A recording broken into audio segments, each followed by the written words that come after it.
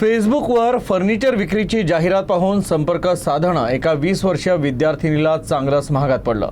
आरोपीनं स्वतःला CRPF जवान असल्याचं सांगून सुरुवातीला विश्वास संपादन केला आणि फर्निचर विक्रीच्या बहाण्यानं या विद्यार्थिनीची 1,32,000 पेक्षा अधिकची फसवणूक केली।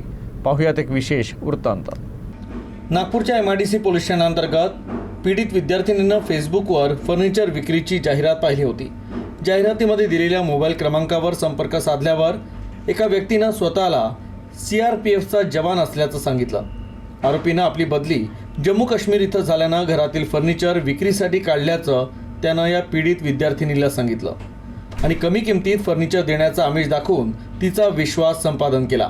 त्यानंतर विविध कारणे सांगत आरोपीनं विद्यार्थिनीकडून टप्प्याटप्प्यानं ऑनलाईन पैसे मागितले। विद्यार्थिनीनं आरोपीच्या सांगण्यावरून 1,32,500 रुपये त्याच्या खात्यात जमा केले। मात्र पैसे मिळाल्यानंतरही आरोपीनं ना फर्निचर दिलं ना रक्कम परत केली। आपली फसवणूक झाल्याचं लक्षात येताच पीडित विद्यार्थिनीनं MIDC पोलिसात तक्रार दाखल केली।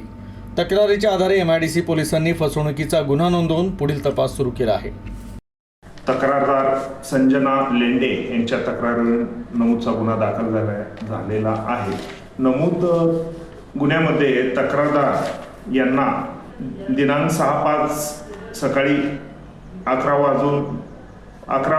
वाजल्यापासून ते आज तागापर्यंत एक फेसबुकद्वारे बनावट जुनी फर्निचरचे साहित्य देतो अशी लिंक पाठवून यातील तक्रारदारांची वेळोवेळी पैसे घेऊन ऑनलाईन पैसे घेऊन साधारण 1,32,500 रुपयाची आर्थिक फसवणूक केलेली आहे। त्या संदर्भाने नमूदचा गुन्हा दाखल आहे। त्या संदर्भाने तपास चालू आहे।